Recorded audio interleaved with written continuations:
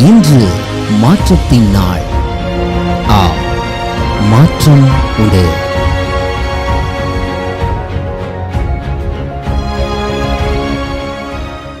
ஆண்டவராகிய இயேசுவின் நாமத்தினாலே மாற்றம் உண்டு என்கிற இந்த தியானத்தின் மூலமாக உங்களை சந்திக்கிறதுல எனக்கு மிகுந்த சந்தோஷம். ஆண்டவரும் இரட்சகருமாகிய இயேசுவின் நாமத்தில் உங்களை வாழ்த்துகிறேன். உங்கள் சுகத்தை விரும்புகிறோம், உங்கள் சந்தோஷத்தை விரும்புகிறோம். எல்லா சூழ்நிலைகளிலேயும் ஆண்டவர் உங்க கூட இருக்கிறார். எனக்காக யார் இருக்கிறா, என் சார்பில் யார் இருக்கிறா, எனக்காக யார் பேசுவா, என் காரியங்களை யார் எடுத்து செய்வார், எனக்காக காரியங்களை எடுத்து செய்வதற்கு நான் தனித்து விடப்பட்ட சூழ்நிலை தான் நின்று கொண்டிருக்கிறேன். நான் நன்மை செய்தும் சில நேரங்களிலே எனக்கு தீமை தானே நடக்கிறது என்கிற கேள்விகள் எல்லாம் உங்களுக்குள்ளே ஓடிக்கொண்டிருக்கலாம். 1 Peter chapter 2 verse 4, 1 பேதுரு 2:4, மனுஷரால் தள்ளப்பட்டதாயினும் தேவனால் தெரிந்து கொள்ளப்பட்டதும் விலையேற பெற்றதுமாய் இருக்கிற ஜீவனுள்ள கல்லாகிய அவரிடத்தில் சேர்ந்தவர்களாகிய நீங்களும், as you come to him a living stone rejected by men but in the sight of God chosen and precious. In the sight of God you are chosen and precious. யோசேப்பை போலவா நீங்கள் புறக்கணிக்கப்பட்ட போறீங்க? தாவீதை போலவா நீங்கள் புறக்கணிப்புக்கு உள்ளாகிட்ட போயிருங்க? எல்லாரும் நன்மை செய்து தீமை அனுபவித்தார்கள். தாவீது சுரமண்டலத்தை எடுத்து சவுலுக்காக வாசிப்பதற்கு ஆயத்தமாக இருக்கிறார். ஆனால் சவுல் ஈட்டியை எடுத்து தாவீதை கொல்வதற்கு எத்தனம் செய்கிறார். எப்பேற்பட்ட வலி இருந்திருக்கும், எப்பேற்பட்ட வேதனை இருந்திருக்கும். அன்னாளை குறித்து வேதம் சொல்லுகிறது, கர்ப்பம் அடைக்கப்பட்டிருந்தது, அவளை ரொம்ப ஏளனமாக நினைத்தார்கள் என்றெல்லாம் வேதத்தில் நம்ம வாசிக்கிறோம்.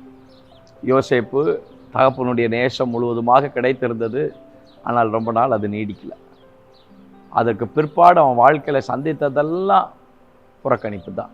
எல்லாரும் ரிஜெக்ட் பண்ணி ஒன்று புரிஞ்சுக்கோங்க, எல்லாரும் ரிஜெக்ட் பண்ணுறாங்க, ஏளனமாக நடத்துகிறாங்க, நம்மளை போட்டு எல்லாரும் ரொம்ப சீப்பாக நம்மளை யோசிக்கிறாங்க. கர்த்தர் இருக்கிறார், ஆண்டவர் இருக்கிறார், அவர் உங்களை தூக்கி எடுப்பார். எல்லா கண்களுக்கு முன்பதாக கர்த்தர் கொண்டு நிறுத்துவார். ஒவ்வொருத்தருடைய வாழ்க்கையை பாருங்கள் வேதாமத்தில். இதெல்லாம் நமக்கு ஆண்டவர் ரொம்ப அழகாக பார்ப்பான்னு தானே காமிச்சு கொடுக்குறார். நமக்கு எல்லா கண்களுக்கு முன்பதாக உயர்ந்த ஸ்தானத்தில் கொண்டு போய் வைப்பார். கர்த்தர் வேலை செய்வார். ஆண்டவர் உங்கள் சார்பில் வேலை செய்வார். உங்களுக்கு தேவன் மறைந்திருப்பது போல தோணலாம், இல்லை, ஆண்டவர் உங்கள் காரியத்தில் ஒரு நாள் அமைதியாக இல்லை. ஆண்டவர் அமைதியாக இருந்தார்னா நம்ம ஒருத்தர் மன்னிக்க முடியாது.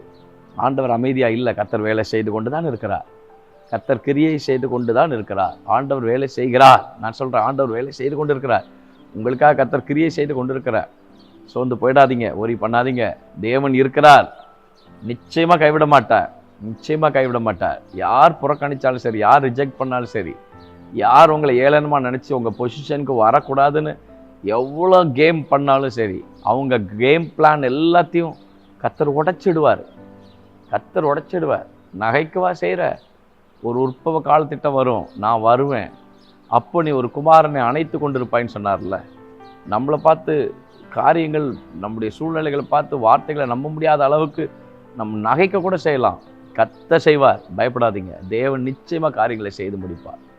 ஆண்டவர் உங்கள் கூட இருக்கிறார். புறக்கணிப்புகளுக்கு மத்தியில் உங்களை வெளியேற பெற்ற கல்லாக, வெளியேறப்பட்ட பிள்ளைகளாக தேவன் உங்களை நிறுத்தி தம்முடைய நாமத்தை கர்த்தர் மகிமைப்படுத்துவார். ஜெபம் பண்ணலாமா? தேவனே, இப்படி பிள்ளைகள் இந்த பாதையில் போயிட்டு இருப்பாங்கன்னா, ஏற்கனவே இந்த பாதையில் நீங்கள் போயிருக்கிறீங்கப்பா. நீங்கள் இந்த பாதையில் நீங்கள் போயிருக்கிறீங்க. நீங்கள் இந்த காரியங்கள் எல்லாவற்றையும், இந்த ரிஜெக்ஷன் எல்லாம் நீங்கள் ஃபேஸ் பண்ணியிருக்கீங்க. உங்கள் லைஃப்பில் இதெல்லாம் வந்திருக்குது. ஆகவே நாங்கள் தைரியமாக உங்களை முன் வச்சு ஓடிட்டு இருக்கிறோம். எங்களை நடத்துவதற்கு நீங்கள் இருக்கிறீங்க. அதற்காக ஸ்தோத்திரம் அப்பா. அந்த நம்பிக்கை எங்களுக்கு நீங்கள் கொடுத்துருக்குறீங்க. அந்த நம்பிக்கை உடைய பிள்ளைகள் ஒவ்வொருவருக்கும் நீங்கள் கொடுத்து தைரியப்படுத்துங்க.